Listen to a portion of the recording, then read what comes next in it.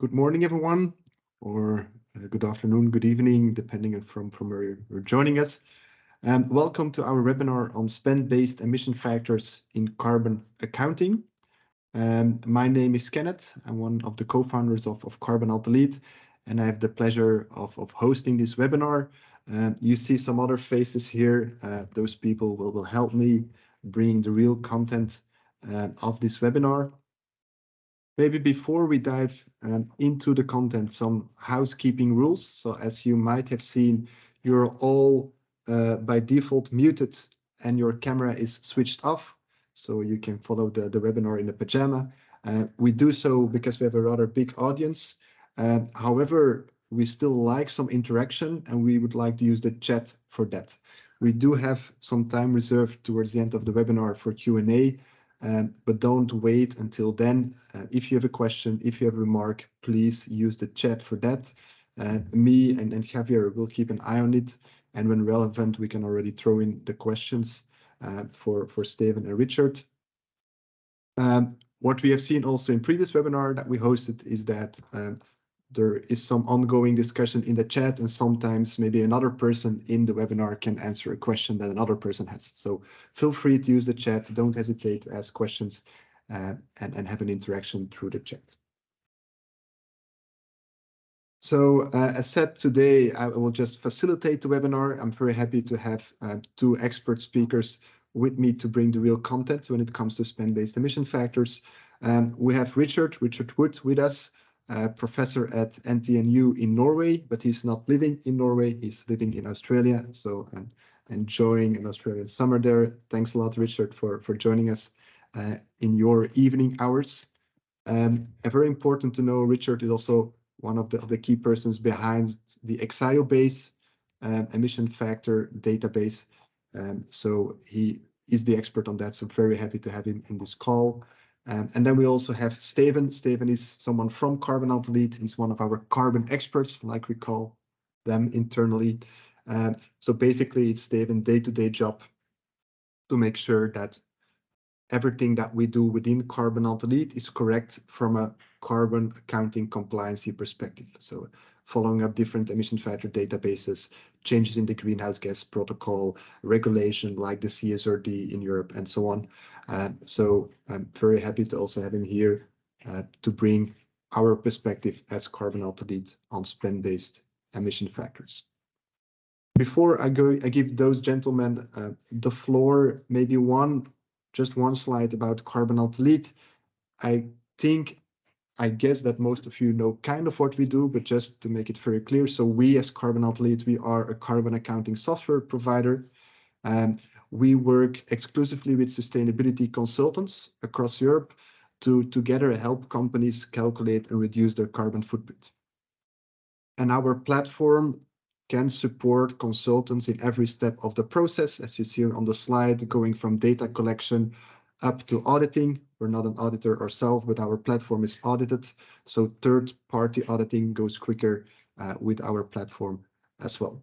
The core of our tool is the second layer, of course. That's really our carbon accounting engine, in line with the greenhouse gas protocol, in line with the ISO 14064-1 standard. And for that, of course, using different databases of emission factors, it's key with automated mapping to activity, mass or spend-based data. So that's the core of what we do. If you want to know more, always feel free to reach out. But core focus of this topic is not so much about we as Carbon+Alt+Delete, but is about spend-based emission factors. So this is the agenda for today. I first give the floor to Steven to very quickly sketch, okay, in general, what are spend-based emission factors. The greenhouse gas protocol is our Bible, so you will see that Steven will take info from there. Then we give the floor to Richard to really do a deep dive on Exiobase as the most commonly used spend-based emission factor database. And then we wrap it up with a quick demo on how we have implemented Exiobase into Carbon+Alt+Delete. And as said, the final 10 minutes we reserve for questions and answers, but don't wait until then to put your questions in the chat.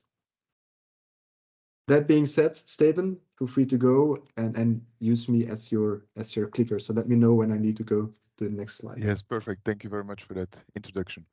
So I like to start indeed with the situation of the webinar of today, as Kenneth already addressed. It's all about spend-based emission factors today. And as in the word itself, spend-based emission factors are emission factors. So emission factors link actually your activity data to your actual carbon emissions. And the focus of today is on the spend-based emission factors. So basically linking your expenditure data with your total eventual carbon emissions by a spend-based emission factor data, a carbon intensity based on spendings. Yes, Kenneth, you can go to the next one. To have maybe a nice starting point, instead of digging in already completely in the details or the do's and don'ts of spend-based emission factors, we would like you to share your insights, your ideas on your experience with spend-based emission factors. You can scan the QR code that is shown over here. You will be directed towards 4 options in the Mentimeter multi-choice quiz, or you can use the 8-digit code. There you will be able to select whether you are an extensive user, whether you would like to use spend-based emission factors more, but you haven't been able to attain the right data on emission factors, or whether you don't use it because you're not really convinced on the use, or finally, it's your first introduction today and you just want to learn more about it, and then you can decide later on. And I'm seeing that people did find the link, so we're getting Perfect. answers in, already close to 100 responses. So I guess statistically we have a trend. Actually good to see that most of you, it's actually interesting. So 40% is an intensive user, but then there is a big group that actually wants to use it, but they don't have good emission factor data. So I think that's exactly where Exio base comes in. So good to see that that's the majority, and hopefully also for the 23% for which is the first introduction, that they will walk away the feeling that they had that introduction. And for the 6 or 7% that is skeptical towards spend-based emission factors, don't hesitate to also put your questions or remarks in the comments to exchange ideas on the pros and the cons of spend-based emission factors. Yes, very much. Seems like the numbers stabilized. So well, yes, we keep the voting open, but Steven, I give the floor back to you. Yes, you can go to the next slide if you want. So as Kenneth said, indeed, in general, we use the Greenhouse Gas Protocol as our Bible, based on, in general, the quality, but also the usage and the reference in other standards, as for example, the ESRS of the CSRD. And the Scope 3 or the supply chain guidance of the Greenhouse Gas Protocol actually provide us with some insights on how to use or when to use spend-based emission factors in your accounting. The first one, I think, is rather a logical one, is that you should limit the use of spend-based emission factor or the spend-based method for when other methods are not feasible. So the Greenhouse Gas Protocol starts from basically try to use as much as supplier specific information. If that's not possible, try to base your accounting on physical activity data and physical activity average industry emission factors. And if these are not feasible, then try to get your accounting right with a spend-based method.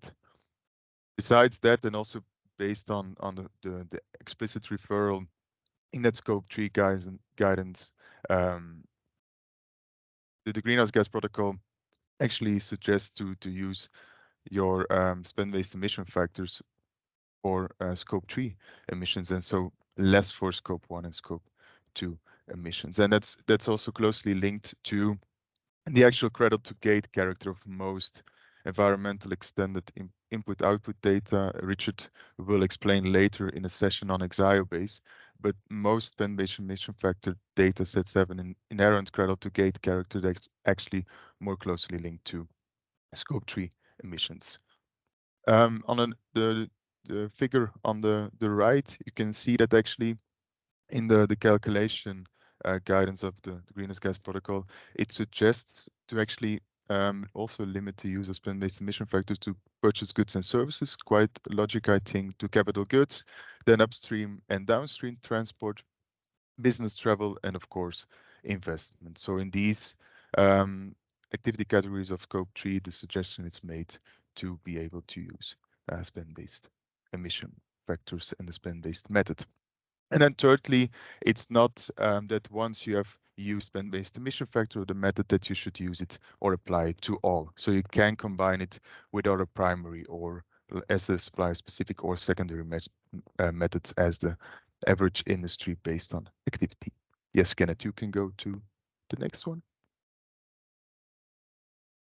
So the Greenhouse Gas Protocol provides us with clear insights in how to use it in your accounting, but we like to look a bit further with you and to also link the complete picture and the actual result, the eventual result you want to attain with your accounting, and that's all about your target setting and your actions. So we are convinced that spend-based emission factors have the big advantage in comparison to the supplier-specific and average activity-based method in the initial data collection effort. So it enables you to, with a little effort, especially in your activity data collection, to get a first view on what are your significant emissions.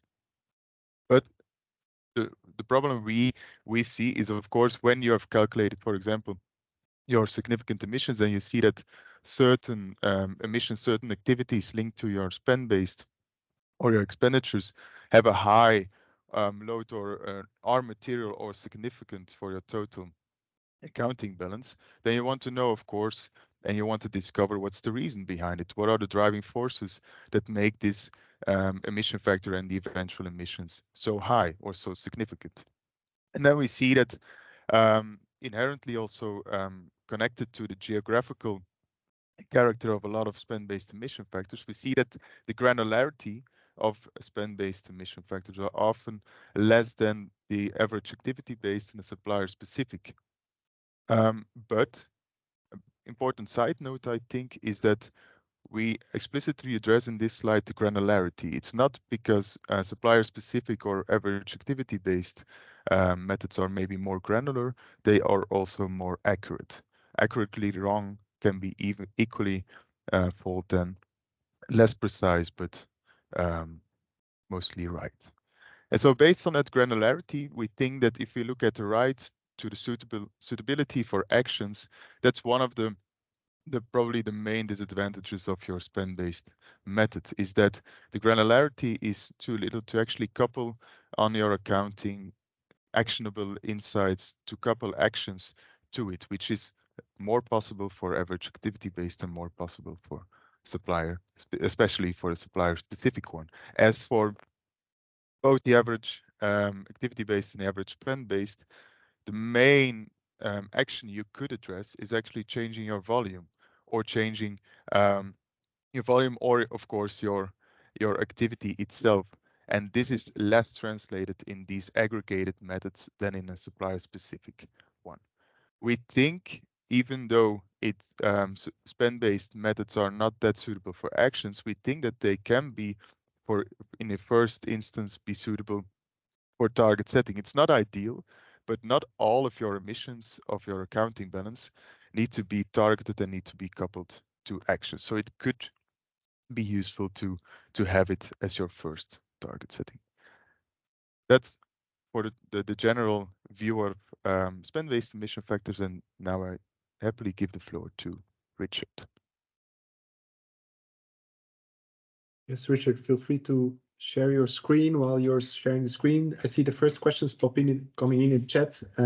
You can also vote for other ones' questions, right? So please feel free to vote up questions so that we can focus the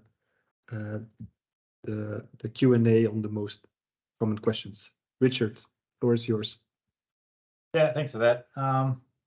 Yeah, thanks for the introduction, and thanks to Kenneth and Beth and Stefan for the invite as well. I'll just give you a bit of insight into the Exia-based model. It's one of the kind of main databases that is used for calculating spend-based factors. There are a range of databases around the world. Exia-based has been around for about 10 years or so now.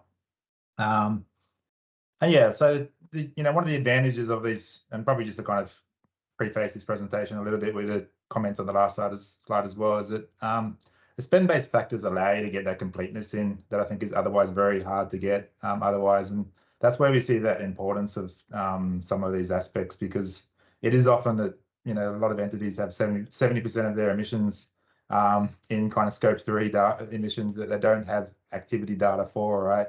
So if you don't include these types of metrics, even though they can be a little bit crude, is you're missing out on a huge proportion of your carbon footprint. So yeah, that's why I support what was previously said. It's a good way to kind of get a first kind of insight into where some of the hotspots might be in your supply chains, and then start developing some action plans on top of that. But my main job here is to actually present Exia-based, not to talk too much about the spend-based stuff. And just as a short introduction, Exia-based is actually a database, essentially, that's a result of a range of EU projects across a consortium of research entities in Europe.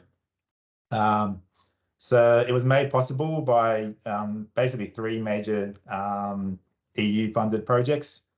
This started in around 2010 or even earlier, actually, when there's a lot of interest in emissions embodied in trade, globalization, environmental externalities as well, and how to kind of be able to assess these environmental impacts, both in standard supply chains, but very much in global supply chains as well. Since then, it's focused on the environmental and resource type accounting, and it's being widely used now in a range of different areas. In the middle of this slide, you see the mention of the system of environmental and economic accounting and the system of national accounts. I'll go into a little bit more detail later, but it's important to kind of present these aspects here because Exia-based was designed to be consistent with these accounting approaches. So it's not as relevant at the corporate level, but it is useful to have this because it means that the actual database data in Exia-based is consistently with the concepts that are used to calculate GDP, all the economic metrics you have in your system of national accounts, and also according to specific standards that are set in the system of environmental and economic accounting as well.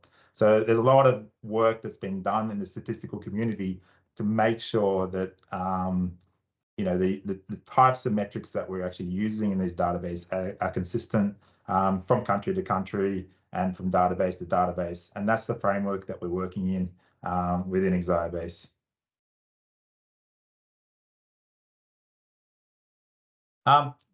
Few technical kind of little bits here about what Exia-based is. So it's actually it's a multi-regional, so multi-country, environmentally extended supply use table and input-output table with that focus on environmental sustainability.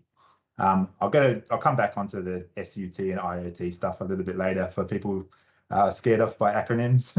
But it's the database has 44 specific countries in it, so it produces data specifically for, say, Austria and Germany, 44 different countries. It's European focused, so there's a specific region for every EU country, and the main trading partners as well, such as China, US, Australia, we're in there, and 5 rest of the world regions. So there are, like a lot of countries that don't have strong trade relationships with Europe are aggregated. So say some sub-Saharan African countries are aggregated into one region. So in terms of that resolution, and Stephen mentioned that a little bit about what kind of granularity do you have here? We have 160 products in Exia-based and 160 industries, 163 industries, and 200 products. We have a lot of resolution on environmentally important ones there. So we have higher resolutions, particularly in energy products, as well as agricultural products and mining products and the like. To give you a little bit of insight just there is we have 15 products and corresponding industries in the agricultural sector. So you have cattle and you have wheat and you have pork, or sorry, pig farming, because it's agriculture. We have about 10 different food products to give you that kind of resolution. That's the type of thing you're dealing with here. The food products are aggregated. You have things like like meat-based products and these types of things in there. In the manufacturing goods, you have things like electrical machinery would be one aggregated product group. That's the type of resolution that we're dealing with. And there's over 1,000 satellite accounts as well for the database, and that's the emissions and material and other environmental impacts that we cover. In terms of the time series, it's 1995, the start of the first year of the time series. So it's actually calculated for every year in a series. It goes from 1995 to 2019 in the previous version. The current work that we're doing goes to 2020. Plus, it's also, we estimate forwards as well from, we have a kind of an end year where we have more available data, but there's also this nowcasting that tries to project data. So in the previous version, we nowcasted to 2022 based on economic trends that we knew about at the time of that database. So it's more of an estimate. It's less based on some of the actual kind of, there's less data available for more recent years. So we call that a nowcast, and I think we'll come back to that a little bit later. Okay, now I'm going to give you a crash course in environmental extended input-output analysis, just so that you kind of know what kind of goes on behind this. You can see the acronyms and hear of these names, and I'll just try to explain this in about 5 minutes or so. So let's see how we go. Basically, the 2 points that happen in it is that we allocate environmental impact to the production values of industries, and then we do some calculations based on that, and I'll get into that in a second. And those calculations, the goal of those calculations is to cover the cradle to the grade. Cradle to gate, did I say that correctly? Emissions, so that it's an upstream supply chain on the production of a product, to put it that way. You can use this for some of the downstream calculations, but it's only in the sense that you're capturing the supply chain emissions to that final product. So if it's a mobile phone, it's the upstream production of that mobile phone, not what you do with the phone after being purchased. But you could also say, you can get the emission factor for transport. So you could use emission factor for transport to then analyze what you'll do if you transported that mobile phone somewhere. So there are aspects you can do, but it's to that point of production. And what we're doing in this is it's basically a big life cycle assessment. So, lots of people probably maybe a bit more familiar with the idea of a life cycle assessment rather than an environmentally extended input-output analysis. And it's essentially, we're doing the same thing, but just at a macroeconomic scale. So what we're trying to do, what we do with these IO tables is basically for every supply chain in the economy, and I'll explain a little bit how this works later, we're assessing the raw material extraction, the manufacturing and processing of goods, the assembly and the product use. And there are end-of-life aspects as well, but as I said, it's a little bit tricky in terms of the IO work. And what we do in the environmental extended IO is we look at the emissions that occur at every production point in the economy. So how much emissions occur in the mining, in the material extraction, how much emissions occur in the manufacturing, how much in the assembly. And when we're doing our calculations, what we do is we have that data, and that's what's in our database, and we assign all those emissions to the actual product use there. So that's capturing that supply chain, all the emissions that occur in the supply chain, we're allocating that to that final good that's being produced. Now, numbers. just to get this a little bit more real. So I just thought I'd give you an actual example here of what an IO table looks like. This is a 3-sector input-output table, just to give you an idea about what is behind Exaiabase, right? Essentially what it is a record of all the money you spend in an economy. So as households, that's what we have in final demand here, how much all you guys are spending on food, electricity, and restaurants. We also do that for every industry in the economy as well. So within the food sector, we actually know how much the food sector, in order to produce food, how much they're spending on electricity and how much they're spending on, labor costs and value added and these types of things.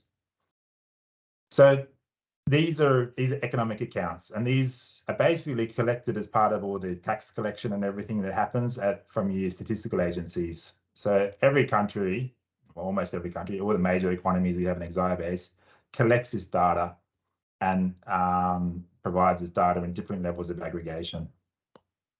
So it's a record of the amount of money one sector spends on goods produced for another sector. Value added labor costs and profits and these types of things as well. When we have environmentally extended, we have this green bit as well, the CO2 emissions. So the food sector might spend $4 on electricity, but it also produces 330 kilograms of CO2 emissions. So that's in 1 year, that sector, it's hypothetical example, of course, they'll probably spend more than $4. $4 of money on electricity, 330 kilograms of CO2.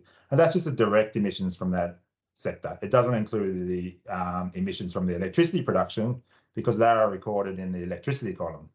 So the electricity production produces 520 kilograms of CO2 in this example. So this is just a description. This is what Exaiabase essentially is.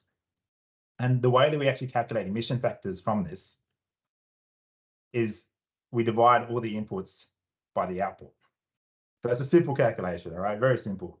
Is that we just say, well, in order to produce $1 worth of food, how much food do we need?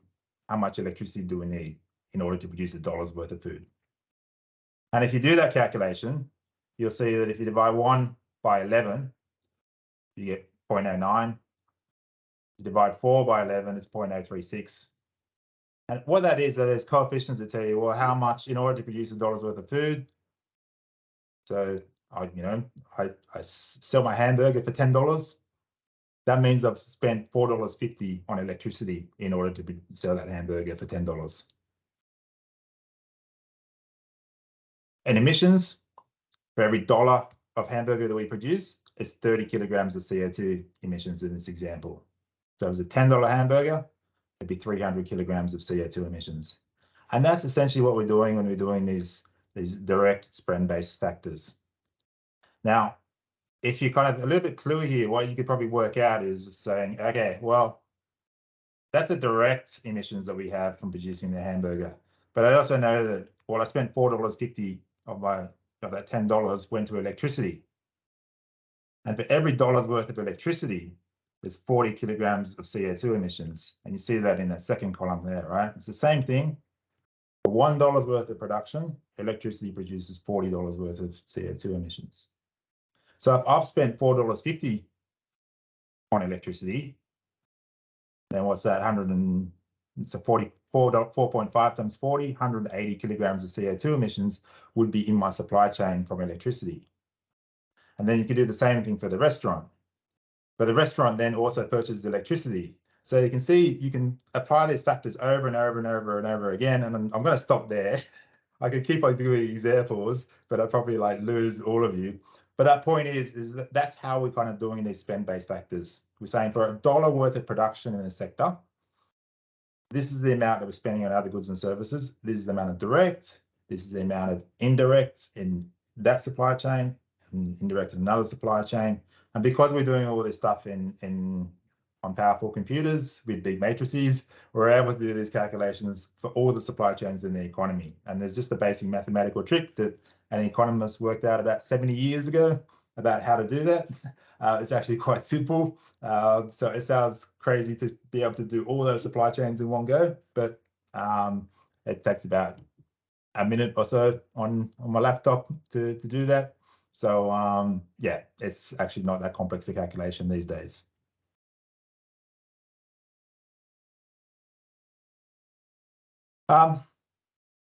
Yeah, this slide I kind of wanted to use just to kind of show what comes out when we're doing those intensity calculations. So the point is that use those intensities then to calculate those emissions per dollar for all the sectors in the economy. And this is an aggregated slide that shows the type of emissions intensities that you get. It's from when I was in Norway, so it's per Norwegian krona, then euro. And it's a type of information you get. It's very aggregated, so there's less resolution that you see in Exibase as itself. But it gives you the emissions per krona or emissions per dollar if you're working in US dollars. And it's where you get, things like the transport sector with the highest emissions per dollar. And you get things like the goods and services sector, education as the lowest emissions per dollar. Now, what you guys are doing is what Stefan kind of mentioned before, is you're getting those emission intensities out of Exibase, and then you get your expenditure data, and you multiply those two things together, and that's essentially when you're getting that square, that box. How big is that box? And that's the combination of the Exibase data, which is the y-axis, and your data, which is the x-axis, how much you're actually spending on different goods and services in the economy. And that's essentially, all you're doing with the spend-based calculators. Exibase and those calculations I was talking about in the previous slide, that's all behind the scenes in order to give you that scope 3 emission factor, the emissions in your supply chain per dollar, and then you're multiplying it with these dollar values in order to do these types of estimates. Okay, back to Exibase. So that was your crash course in input-output. And now I've just got a few more to kind of conceptualize how we're actually doing this in Exibase. So in the theory there, we had a restaurant sector, an electricity sector, and a food sector, and a hypothetical economy. In Exibase, we have that, but for the 163 sectors of the industries in the economy, and for the 49 regions in Exibase. So we have what we call a multi-regional input-output table. And the other trick that we have when we're doing a multi-regional input-output table is that if you have a restaurant buying food, you may buy that food from a domestic producer, or you might buy it from a European producer, or you might be buying it from Africa or China or South America. And the environmental impact of that food is going to differ depending where you buy that food from, and sometimes by a lot. So in the multi-regional IO database, we actually have the consumption, how much food we're buying in the restaurant sector, broken down by where that food is actually being produced. And that's the key kind of advance that happened about 10 years ago when we developed Exibase, and has happened in other MRIO databases around the world.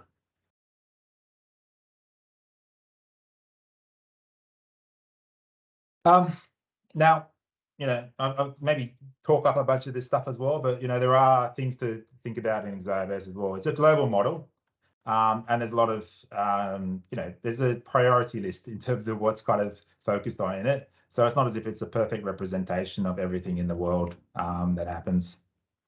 Exibase was initially developed in order to do that kind of macro level footprint and trade analysis, as I introduced at the start. What are the emissions embodied in trade? Are we decoupling our resource use from a consumption or footprint perspective? Those kind of questions. As such, as what's really important is to be able to see the changes in economic structure that we use there. As introduced at the start, it was also one of the principles were to have strong adherence to the kind of macroeconomic variables, that system of national accounts that we have to have that consistency to GDP and all these types of things. Another aspect that we had in Exibase was a detailed, strong adherence to trade data as well. To make sure that we have good understanding about where flows are coming from and going to. And that aspect about environmental extensions that we have extensive and detailed coverage of them. So the reason why I present this is that just to kind of make sure that you're aware, and it's introduced by Stephen at the start as well, that these databases are top-down perspectives, and they don't necessarily give you the most precise data point for everything. We also see that in the databases that exist, there's probably about 5 or 6 different MRO databases around these days. You will get differences based on different databases. Even when we update Exibase, sometimes you get significant differences as well, because when we change the data that becomes available, changes the factors you have there as well. One of the things that we're working on with this is to reduce that. Like the next slide I have, this is a representation on the y-axis, the emissions, tons of CO2 per euro for our scope 3 intensities that we have in Exibase. So it's a complex graph. It's a box plot, and those red ones are basically what software would pick up as outlier values that you have in Exibase. And some of that so this is on the x-axis is the different product groups we have in Exibase, so 200 products, and for each data point there you have a 49 different emission intensities, one for each country. So this is a way to kind of visualize just how much the data kind of varies within Exibase from country to country. Now, we expect that. We expect variation in Exibase from one country to another one. We know, say, something produced in Norway's probably got hydropower in it in the electricity supply chain, whereas something that's produced in China has a lot more coal-fired power in it. So you expect differences in emissions intensities. Sometimes we get results probably that are bigger than that as well. So the variation that we see in emission intensities are larger, even from version to version. It changes when we do updates. So it's something to be aware of as well, that these emission factors that we produce, because we're using these top-down models, it's not an exact science. It's pretty good for the macro level, the big picture stuff. If you start applying these things to kind of small sectors, and if your data is actually large expenditures on what is a small sector in the database, sometimes you get a lot of noise that comes through. So it's something to be a little bit careful of as well, I think, and correcting for outliers and that stuff. So nowadays, when we produce emission factors from Exibase, we do outlier corrections to make sure that you're not using them kind of a little bit inappropriately. When you use Exibase as its own entity, as a full input-output database, it's actually an allocation problem, and these uncertainty cancels out. But when you're using emission factors from Exibase and using them in the spend-based calculation elsewhere, then those uncertainties don't cancel out necessarily. So you have to be a little bit aware of that.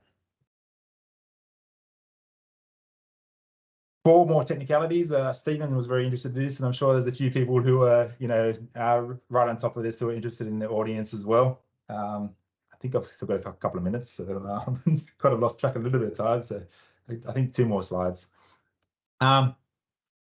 So Exibase, I kind of mentioned at the start there is supply use tables.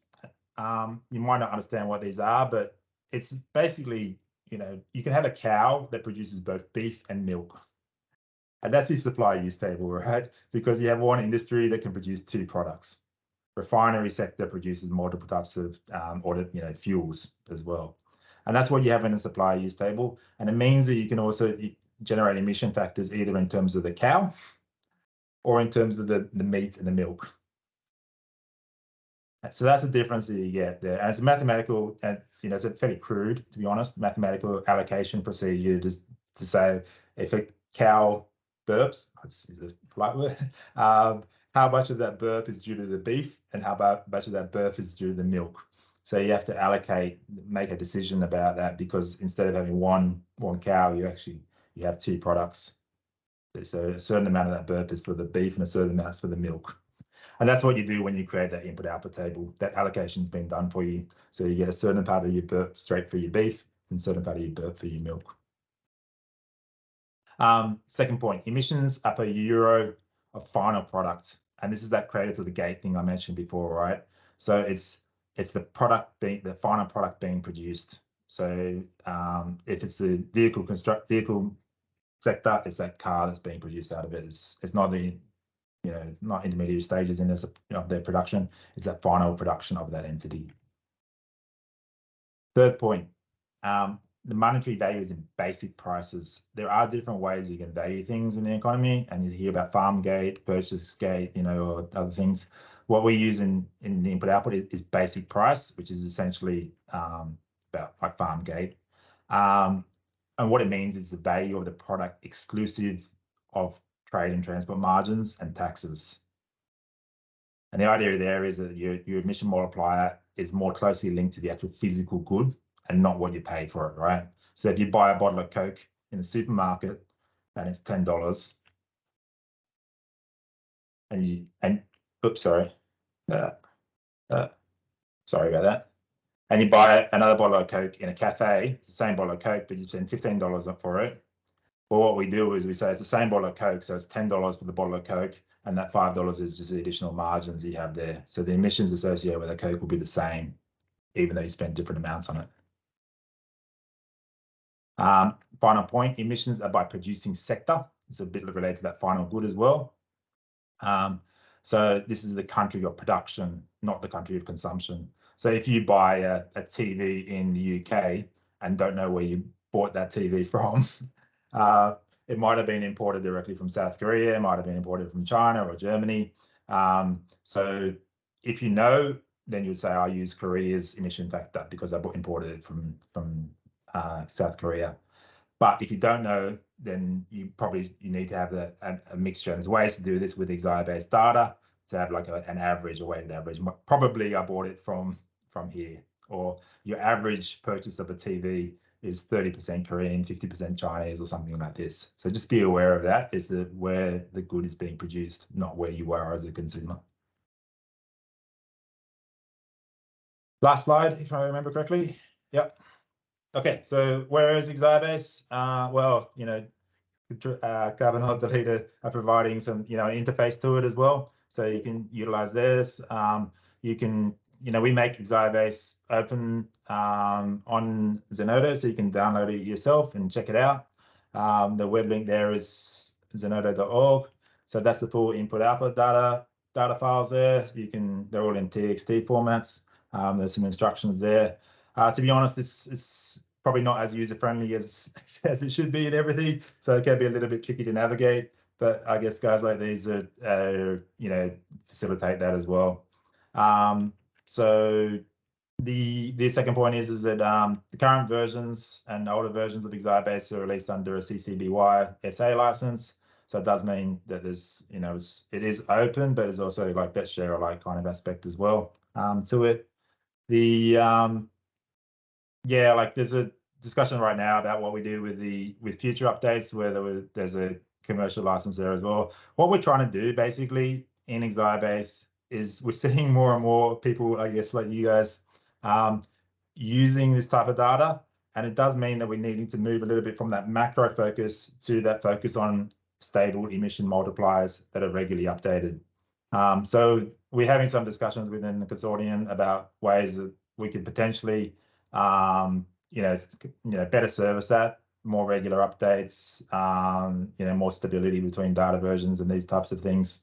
So it helps kind of end users of the database, because right now, XI-base was an academic project, as I mentioned at the start, and we're seeing this bit more kind of use for it now in this kind of corporate setting, and it provides a different thing. So we're looking about trying to kind of get enough money to basically fund those regular updates a bit more. So yeah, you can get these factors out of XI-base. The other guys will kind of go a bit more into that. If you have any questions about that stuff, you can also contact us via email as well. But thank you. I'll pass it back to you now, Kenneth. Thanks a lot, Richard, for that great explanation. I also kept an eye on the chat. A lot of questions came in, but I think you answered a lot of them with your explanation. So that's great. That means, we're slightly behind schedule, but I think you have addressed already a lot of the questions that were asked. Mm-hmm. Thanks a lot for that. Steven, you can take over. I'll move to the next slide, and then you can take over the screen when you go to the software. Yes.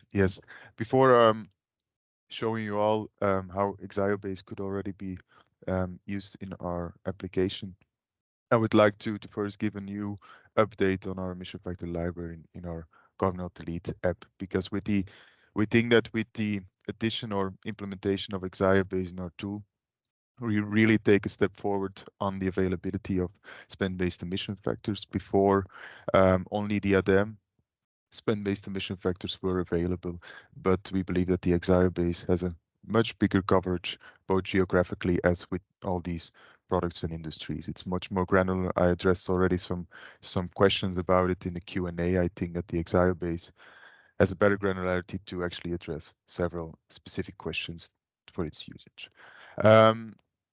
We try to always evaluate, of course, the implementation of a new emission factor data set in our tool based on certain aspects. Of course, we are aware of the fact that it's a spend-based emission factor data set, so it's not fully complete of what the greenhouse gas protocol is all demanding, but its consistency, its completeness based on the spend-based emission factor perspective, and the geographical completeness were, of course, big assets to implement it. And as Richard already addressed, ease of access is sometimes more difficult, but with the help of the Exia-based team, all went well. And the recency that was or is still in our current version maybe a bit of an issue, but we addressed it with some inflation corrections, etc. So, and with a new update of Richard was addressing, it will be better in the future. And then now I will share my screen for the demo. I think that it's clearly visible now for you. Little thumbs up from Kenneth. Perfect. So I'm starting in the emission factor library visual. For those who are not familiar with the Carbon+Delete app, this is the place where we actually gather the emission factors to be chosen. And in there's the Exia-based dataset, a little explanation about the version we use, about general information as Richard addressed to the multi-regional input-output table, etc., the license. And if I then go to the library, it's a big data set, so it needs some readout. I can actually filter on which I want, and I open all filters. That's most easy. I can filter on my type of activity. Let's say that I want to know which emission factors are available on a machine. I'm from Belgium, and I bought the machine from Belgium, so I want to know it in Belgium, and I paid it in euros. So I address it in euros. Then I get an overview of all types of products or industries that are available in the Exia-based data set in our app in the currency in kilograms of CO2 in euros for the most recent year. So that's already an important. If you would compare these data to the data you will get from the Exia-based 2019 data, which we based ourselves upon, it will not fully comply because we already did an inflation correction for that one. If I then open up the screen, I chose, for example, the electrical machinery and apparatus. I have the possibility, or at least I get here the currency. It's also available in Great Britain pound and US dollars. I get a breakdown of all Kyoto greenhouse gases as was addressed to in the Q&A based on the ones that are available. The NF3 was not yet available in the version, so it's addressed as a 0 like that. And based on this one, so the version of 2022, I can create an entry, and then I can freely select. I think it was also a question in the Q&A. I can freely select for which activity category I want to use this spend-based emission factor. We left it open, and we think that the user is the best place to choose for which activity category it can be deployed. I think my machinery is most suited for capital goods, scope 3 category 2. And for example, I spent 1 million euros on my machinery. If I then go to my capital goods overview, I've actually made an overview of all different years already before addressing or before creating this entry, to just show you that different years will have a different emission factor. So we corrected. We started from the 2019 data in euros from Exaiobase, and we did a correction for currency exchange, the US dollars, Great Britain pounds availability, what I addressed earlier, and also for different years, for inflation years from 2018 to 2022. We will address in the beginning of next year an update to make sure that also the inflation data, the regional inflation data for 2023 will be available. The level of granularity we chose in this first version was to not inflate based on specific consumer price index for specific goods or specific products or industries, but on a regional level.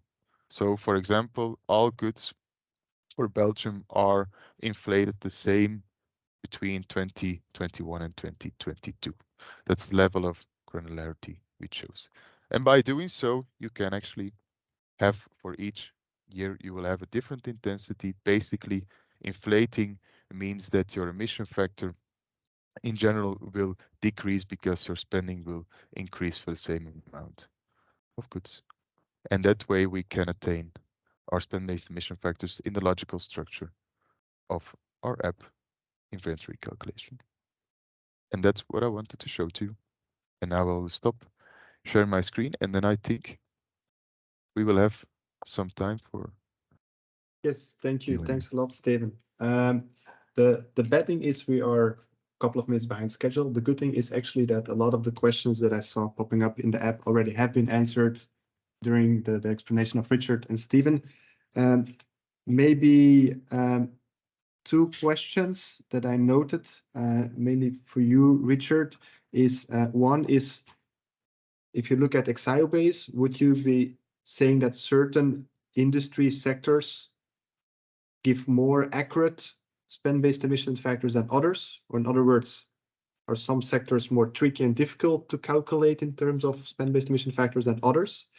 And a second question, which I think is a difficult one because also we have internal discussions, is about fossil fuel part of emissions versus land use part.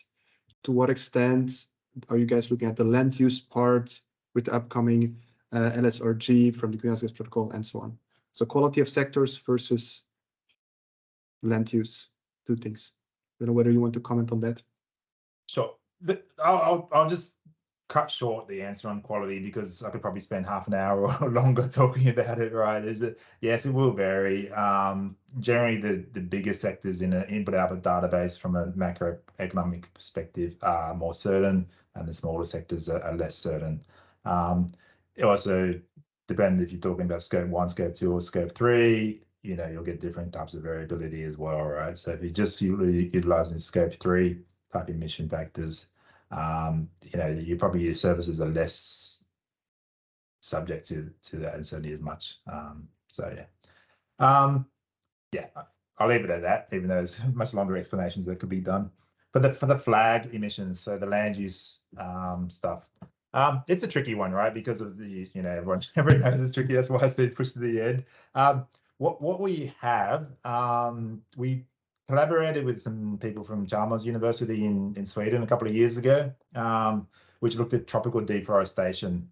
As a result of that, we produced a data set, I think it went up to 2019 as well, for emissions from tropical deforestation. So not all land use change emissions across the world, but the major component of these ones that we have. It was a kind of a collaboration that was done. It's a data set. It's essentially those, how I had that green value of CO2 emissions. It's essentially like another row on your input-output data that has the land use change emissions from deforestation. So they are available, and you can run it through the calculations as per everything else. It's something that we're looking at integrating a little bit more into the databases so that it can be kind of more, I guess, easily used. And maybe the guys from Carbon+Alt+Delete are also looking at that as well. So yeah, there is some stuff there, and it's moving in that direction. We know that it's an important area as well. So hopefully we'll get addressed better in the future. Thanks a lot, Richard. In the interest of time, I propose we stop the Q&A here. I want to be respectful of everyone's time. And I will use the last 4 minutes for the final 2 slides. And I'm just going to misuse my role as facilitator to make one more additional content comment, which is in the chat, in discussions, we've talked mainly about the added value of spend-based, in particular in this initial screening. But Richard, you also mentioned it. I think another big use case is in terms of completeness, right? Which can also be used basically the other way around, that you first do a very detailed activity-based carbon footprint assessment of an organization, of a company. But in particular, as you work as an external service provider, as a consultant, you're never 100% sure that you didn't miss something. So just then having basically the financial expenses overview, which is typically accurate and even audited, do a spend-based analysis on that, can identify if you didn't miss a big spot, right? If a company has, for instance, outsourced a big chunk of their activities, it's a big expense in their financial books, but somehow it didn't come up in the data collection process when you collect activity data. Those type of missed parts of the carbon footprint can pop up in a spend-based emission factor analysis, even ex post an activity-based analysis. So that's one specific point I wanted to add.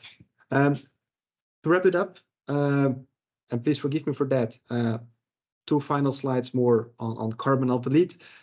So for most of you, I think this is not the first webinar you follow from us. So we have kind of a habit that we organize every 2 to 3 months a webinar where we try to bring some interesting content for you guys, people actively involved in carbon emissions calculations. The next one will be on science-based targets, early February. It's also a webinar, works the same way. So feel free to already register for that one. I also put the link in the chat.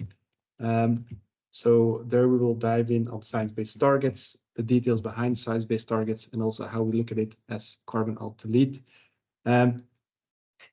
If you have other questions on Exiobase, on Carbon+Alt+Delete, don't hesitate to reach out directly to us. We'll also send the recordings. We'll send the presentation over the coming days, so you have our contact details. And here in the presentation, you see a link to our support pages where we explain more about the methodology and how Carbon+Alt+Delete is built, but also a link to get in touch with us and to book a call. So with that, the only thing that left to say is that thanks a lot for joining. Thanks a lot again also for you, Richard, for making time, as said, in your Australian evening. Enjoy the rest of your day and hope to see you again on one of the upcoming webinars. Thank you. Bye-bye.